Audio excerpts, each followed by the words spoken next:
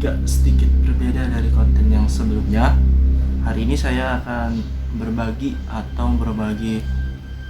sharing tentang pengalaman saya ketika saya mendaki gunung.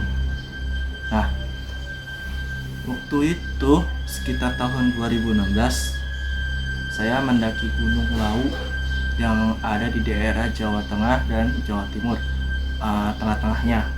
Nah, pendakian ini saya dimulai di waktu tahun 2016. Nah, pendakian ini sebenarnya sih dadakan, tidak ada rencana atau apapun. Waktu tahun 2016 itu saya pertama kali ngajak sama teman rumah, namanya Wawan. Nah, Wawan mungkin bisa dijadikan sebagai tenaga sparean saya ketika kalau misalnya naik gunung. Anggap aja kayak sebagai partner kalau misalnya menghadapi kesusahan nih, karena Wawan ini setiap ada event atau apa selalu saya ajak gitu. Nah, berangkat dari tahun 2016 itu saya mengajak Wawan ke Gunung Lawu. Nah, kemudian juga saya mengajak adik kandung saya nih, si Pajar. Nah, formasi kan cuma 3 orang tuh. Nah, sebelum saya berangkat ke Gunung Lawu kan saya selalu searching tuh, apa sih Gunung Lawu. Mungkin waktu itu saya belum tahu karena internet belum gitu famous atau familiar untuk sekarang. Nah, makanya saya selalu membaca kalau misalnya ada ensiklopedia. Waktu itu masih tahun 2016, tapi YouTube sekarang nggak kayak sekarang. Nah, ternyata kalau di Lawu itu saya dengar dari orang-orang di tetangga saya, karena tetangga saya ada yang tinggal di daerah Magetan, sekitar Karanganyar. Nah, mitos-mitosnya kalau di Gunung Lawu itu nggak boleh pakai baju hijau, terus tidak boleh berkata yang kasar atau yang tidak seharusnya yang ada di gunung. Nah, kemudian pada saat itu langsung karena saya kesana itu via kereta api. Naik kereta api, saya mesen dulu tiket kereta apinya dari hari sekitar tahun 2016 itu bulan apa ya, saya lupa. Nah, baru saya pesen tuh untuk tiga orang untuk ke Gunung Lawunya. Nah, naik dari Pasar Senen seperti biasa. Waktu itu saya naik kereta Matarmaja sekitar jam 3 sore itu dari Pasar Senen. Nah, pada saat saya mau ke stasiun Pasar Senen, Pajar mendapat panggilan karena temennya itu mau ikut juga ke Gunung Lawu. Tapi temennya ini sebenarnya dia bukan ke Gunung Lawu, dia mau ke di daerah Jawa Tengah, Gunung Jawa Tengah, nggak salah Sumbing, tapi di cancel sama temennya. Akhirnya si teman Pajar ini ikut join nih ke grup saya. Nah, berarti saya berangkat 4 orang. Saya, terus Wawan, Pajar, sama temennya Pajar nih. Nah, panggilannya sebut dengan Akmal. Nah, Akmal nanti dia berjumpa di stasiun Senen. Nah, di stasiun Senen ini kami berjumpa semua, tapi Akmal ini beda kereta. Ternyata dia nggak dapat kereta yang satu rangkaian sama kita, nggak dapat kereta Matarmaja. Dia dapatnya kereta apa gitu, tapi nanti turunnya sama, tetap di Solo. Nah, setelah sampai di Solo, saya itu turun di Solo Jebres. Nah, kalau Akmal ini turun di Solo Balapan. Berangkat sore, sampai di Solo itu sekitar pukul jam 3 pagi kalau nggak salah. Nah, saya res dulu di daerah stasiun Solo Jebres. Nah, Akmalnya ngeres di daerah Solo Balapan. Nah, sekitar jam 5 tuh kita langsung bergegas langsung ke tempat base camp. Nah, waktu itu saya masih bingung karena Lawu itu saya belum tahu ternyata ada 3 base camp yang famous gitu. Nah, saya ternyata ikut sama kelompok ada sih di daerah Solo Balapan. Saya ikut aja tuh karena ikut ke kelompok dalam pendakian dari orang Semarang orang Bekasi gitu ya. Nah, ikut saya itu ke Solo ke base camp pendakiannya Gunung Lawu. Nah, itu saya ikut. Singkat cerita, ternyata saya diturunin di base camp Candi Cetok. Nah, Candi Cetok ini waktu tahun 2016 itu masih belum familiar, belum famous untuk sampai sekarang. Nah, mungkin kalau sekarang di tahun 2021 itu udah famous banget Candi Ceto, Candi Sumoro Sewu, sama Sumoro Kandang. Nah, kalau nggak salah pagi jam 5 sampai di Candi Ceto itu sekitar jam 7 pagi. Nah, langsung kita bergegas banget. Sekitar jam 7 pagi itu udara terasa dingin banget di daerah Candi Ceto itu. Terasa banget anginnya kencang segala macam. Mungkin karena belum terbiasa mungkin ya saya dengan kondisi cuaca yang seperti itu, karena kan ternyata kondisi cuaca yang ada di Jawa Tengah sama yang di Jawa Barat itu beda banget. Walaupun saya sering naik ke Gunung Gede Pangrango, ternyata di Candi Ceto itu beda sekali suasana dinginnya. Nah, kemudian kita isi simaksi seperti biasa, cuma setor KTP, tapi bukan KTP yang kita tinggal, cuma fotokopi KTP satu orang aja sebagai perwakilan itu saya. Nah, lanjut tuh kita setor data segala macam, membayar simaksi satu orang sekitar 10.000 waktu masih tahun 2016. Jadi kalau misalnya sekarang sih saya belum tahu, karena kan saya sudah lama ya kesana, udah hampir 5 tahun ke daerah Candi Ceto. Nah, kemudian tuh kita mulai tuh pendakian dari jam 7 pagi dari pos simaksi. Saya sama Wawan, Paja sama Akmal itu ngelewatin Candi Ketek. Setelah Candi Ceto, dari Candi Ceto ke Candi Ketek sekitar 5 menit sampai 10 menit lah. Perjalanan itu masih datar tuh. Nah, di Candi Ketek itu banyak warung-warung kayak misalnya tempat-tempat wisata itu. Nah, Candi Ketek itu sebuah sebenarnya masih tempat wisata mirip kayak Candi Ceto, tapi di samping di Candi Ketek ini saya merasakan ada yang aneh sekali. Karena di Candi Ketek ini dianggap kalau serem sih enggak, tapi auranya itu yang beda sekali kalau di Candi Ketek dibanding dengan Candi Ceto. Ada mungkin Candi Ceto mungkin di depan pintu gerbang, kalau misalnya Candi Ketek itu udah masuk. Nah, lanjut perjalanan kami sama Akmal sama Fajar sama Wawan, kita sampai di pos 1 sekitar jam 8 apa setengah 9 tuh. Nah, waktu perjalanan sampai pos 1 kita bertemu sama orang-orang lokal di daerah Candi Ceto. Kita saling nyapa segala macam. Nah, yang orang Candi Ceto itu mereka lagi buat saluran irigasi. Nah, sampai di pos 1, nama pos 1-nya waktu itu saya lupa. Mungkin tahun sekarang nih yang teman-teman pada naik mungkin pada inget ya. Candi di pos 1 namanya pos apa gitu. Masuk, kita istirahat dulu sekitar 10 menit 15 menit di pos 1. Nah, sampai di pos 1 kita ngobrol biasa kayak sama-sama teman-teman pendakian yang kita bareng dari Bekasi itu kalau nggak salah. Nah, lanjut ke pos 2, ke pos 3, ke pos 4.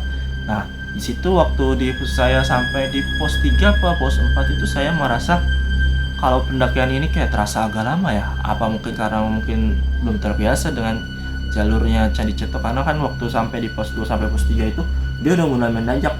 Dia kemiringan sampai 90 sampai 45 sampai 90. Memang itu miring sekali. Jadi sambil naik segala macam.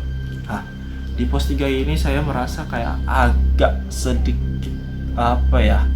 kalau menurut orang-orang Jawa itu kayak bukan orang Jawa, kayak misalnya contoh anggap aja kayak kita pendakian 4 orang nih, tapi kok ada lebih di belakang kita. Waktu itu saya sebagai sweeper atau orang-orang belakang, kalau misalnya bisa melihat kondisi teman-teman saya di depan ya, itu saya waktu itu sebagai sweeper saya merasa agak aneh aja waktu di pos 3 itu. Kenapa ya terasa hampa gitu, saya hampir pusing tuh. Di pos 3 itu saya sampai di pos 3 sekitar jam 1 jam 2an tuh saya pusing, mual-mual segala macam. Tapi Akmal mungkin alhamdulillah sudah punya peralatan obat-obatan yang sudah dia bawa dari rumah. Nah, kemudian tuh lanjut kita langsung ke pos 4. Nah, di pos 4 ini batas kayak hutan-hutan itu sudah mulai reda tuh, karena diganti sama dengan padang savana yang sangat luas. Nah, sampai di pos 4 itu sekitar jam 3an. Nah, jam 4 itu di pos 4. Nah, dari pos 4 sampai pos 5 itu, nah dari pos 4 sampai pos 5 sekitar 1,5 jam. Nah, di pos 5 itu kan sebelum pos 5 kita kan lewatin savana. Nah, nanti di savana ada namanya pos Gupak Menja. bukan Gupak Menjangan sih kalau disebutnya, Bubulak Peparangan gitu. Saya lupa sih nama posnya apa gitu, karena waktu tahun 2016 nggak ada pelangnya gitu waktu tahun 2016 di pos 5. Jadi hamparan savana yang sangat luas. Nah, sekitar jam 4 sampai jam 5 itu saya dari pos Bulak Peparangan sampai ke daerah pos 5 itu Gipakan Munjangan atau apa, karena waktu tahun 2016 itu saya memang nggak ada pelang, cuma ngikutin jalan aja, tapi nggak tersesat sih alhamdulillah sampai pos 4 sampai pos 5. Itu savana yang sangat luas di Gunung Lawu. Kita hari pertama itu dapat sunset. Sunset juga bagus alhamdulillah, karena waktu itu pas lagi asar-asarnya. Jadi pas itu saya langsung sholat zuhur, juga saya sholat tapi di sekitar di pos 3 sholat zuhur, terus di pos pas mau ke arah pos 5 Gupakan Menjangan kalau nggak salah, baru saya sholat asar. Itu benar-benar indah. Saya, Wawan, terus Akmal sama Fajar, itu benar-benar indah savana. Lanjut, nah dari pos 5 ke Gupakan Menjangan itu saya hampir mau masuk maghrib tuh, kok nggak temu ya, karena kan waktu orang di bawah masih usahakan nanti kalau mau ngecamp di Gupakan Menjangan atau di Boyem. Nah, karena saya udah hampir mau maghrib itu, saya mau ngecamp tapi nggak bisa karena banyak kondisi angin itu waktu tahun 2016 gede banget, sumpah gede banget, sampai ngiung suaranya itu kalau di Gunung Lawu, suara angin yang ngiung. Nah, sampai di pos 6 bukan di pos 6 kalau nggak salah, waktu itu udah mau hampir maghrib, kami udah mempersiapkan headlamp udah 4, udah oke, standby, langsung pakai semua tok. Nah, karena Akmal yang mimpin perjalanan, waktu dia di depan, Akmal posisi pertama, terus Fajar kedua, Wawan ketiga, dan saya terakhir sweeper. Nah, pada saat udah mau masuk ke pos berapa gitu saya lupa.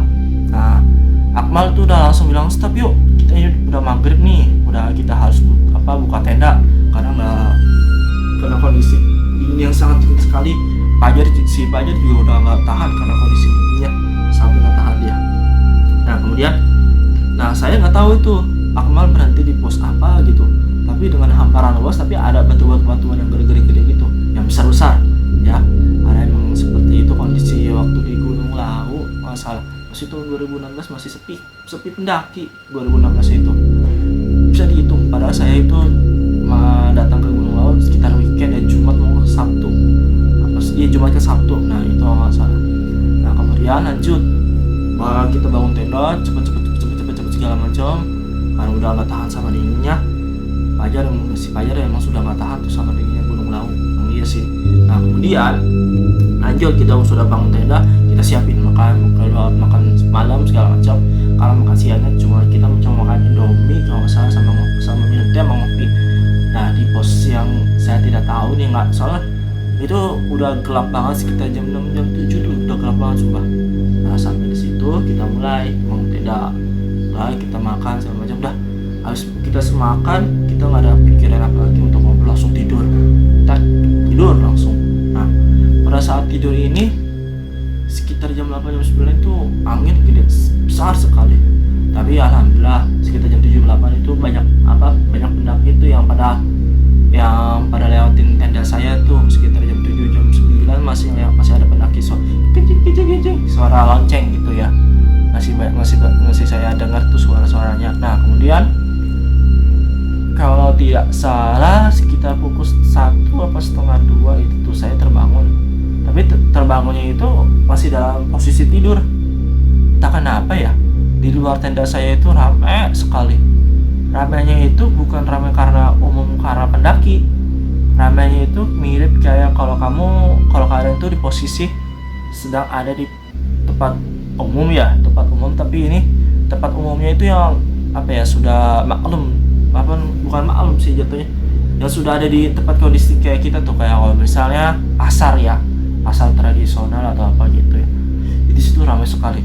Padahal kalau misalnya saya perkirakan jam 1 jam 2 ini gak mungkin ada keramaian di tengah gunung gini, di tengah padang savana yang seluas ini dan ada batu-batuan. Saya mendengar kayak ada, kalau dalam bahasa Jawa itu opo tuku mas kalau nggak salah seperti itu. Tapi saya nggak tahu itu benar asli orang atau hanya halusinasi saya atau apa. Nah, mungkin Wawan, Fajar sama Akmal mungkin ngedengar, tapi saya juga nggak tahu karena posisi mereka sudah pada tidur. Nah, mungkin tidurnya itu tidur ayam atau tidur apa gitu. Nah, saya masih bingung juga. Nah, kemudian itu terjadi sampai jam 3 pagi. Masih ada tuh kayak misalnya transaksi kayak jual beli, si Oppo tuku mas mungkin segala macam. Itu saya benar-benar jernih sekali suaranya mendengar suara seperti itu. Apa itu karena pengaruh angin atau apa gitu, saya halu ya. Nah, pada saat sudah pagi, alhamdulillah itu jam 5, matahari udah benar-benar bersinar terang sekali jam 5 itu. Nah ya, kemudian langsung kita masak mie, kita buat sarapan. Kenapa kita masak mie? Karena nanti kan kita di Boyem kita bisa makan pecel. Nah, di Boyem itu alhamdulillah makanannya udah enak-enak sih kalau waktu saya itu. Nah, kita masak kita sampai jam 8 kalau nggak salah. Kita jam 8 tuh langsung tuh buka tutup tenda. Nah, ternyata yang saya kagetin waktu saya buka tenda, ternyata kita ada di pos Pasar Dieng. Pos dengan penuh mitos yang dimana kalau misalnya kalau kita beruntung kita bisa ketemu suatu momen yang dimana ada pasar di situ. Mungkin kalau orang-orang disebut dengan pasar goib. Pasar goib ini jarang sekali kalau misalnya kita bisa temuin. Tapi saya juga nggak tahu tuh tadi malam beneran atau halusinasi saya aja. Ya, ternyata saya bingung, ternyata kaget saya. Kok kita ada di Pasar Dieng ya? Saya nanya ke Akmal, "Bah, berarti kita semua nginep di Pasar Dieng?" Kata Akmal, "Iya, Riz, malu kita kata Akmal juga, gua nggak tahu nih tiba-tiba ada di sini nih, Riz." Wah, pantesan. Tapi dalam hati saya, pantesan semalam kok berisik banget di perasaan. Di luar tenda itu udah nggak ada aktivitas apa, cuma ada tenda kita doang. Karena emang waktu itu kita mepet sekali sama maghrib. Kalau kita melanjutkan perjalanan ke Boyem itu mungkin sampai jam 9 malam. Tapi saya sama Akmal memutuskan jangan lanjut Mal, kita ngecamp aja daripada kita bahaya nanti pada saat perjalanan ya. Nah, kita langsung beres-beres tenda, ternyata itu Pasar Dieng. Nah, di pos Pasar Dieng itu ada yang arah ke kiri dan arah ke kanan. Nah, di arah kanan ini tidak ada tanda panah yang seperti kayak misalnya di pos 1 atau di pos 2. Ternyata dia ke arah kiri mau ke arah mana gitu, saya lupa ya. Nah, saya ngikutin tuh perintah ngikutin arah jalannya Akmal. Nah, kan saya kan di belakang. Nah, saya ngikutin. Pada saat itu saya merasa sih nggak ada masalah, nggak ada apa-apa ya. Tapi kok terasa lama sekali ya. Nah, terasa lamanya ini saya juga bingung. Kenapa perjalanan ini terasa lama? Kata orang basecamp, kalau misalnya dari Pasar Dieng ke Boyem itu sekitar 1-2 jam. Ini saya bisa sampai nempuh 3-4 jam tuh saya muter-muter. Saya muter lagi, tiba-tiba ketemu patokan yang ada pelangnya Pasar Dieng. Itu mungkin saya muter hampir 3-4 kali tuh. Kok nemunya ke pelangnya Pasar Dieng, nggak sampai ke Boyem. Nah, waktu pas di terakhir di putaran yang saya mau lanjut ke Boyem, saat ini putaran ke-5 ini. Nah, di putaran 5 ini saya sama Akmal, Wawan, Fajar itu melihat ada makam tuh. Setelah pelangnya Pasar Dieng itu ada makam tuh. Makam siapa? Apa cuma petilasan ya, saya juga nggak tahu. Nah, mungkin petilasan kalian ya atau apa? Mungkin teman-teman yang nanti yang tahu mungkin bisa share di kolom komentar ya. Soalnya itu saya tidak tahu. Ada makam setelah pelangnya Pasar Dieng, jauh dari situ. Waktu saya muter 4 kali itu tidak ada makam. Tapi waktu saya muter 5 kali itu ada makam. Makam siapa gitu saya juga lupa. Nggak ada nisannya. Jadi kayak cuma batu, tapi makamnya rapi tuh, dikasih ubin segala macem. Nah, kita langsung ini saya ngomong ke Akmal, "Mal, ini nggak bener ini Mal. Kok kita ketemu kuburan ya? Perasaan di gunung itu kuburan, tapi nggak begini amat." Ada dua pasang kuburan yang saya sama yang lain-lain ketemuin. Ada 2 kuburan yang saya nggak ada batu nisannya sama sekali. Batu nisan siapa? Apa kita lupa permisi tadi ya? Karena kita kan mungkin diputer-puterin tuh selama 4 kali di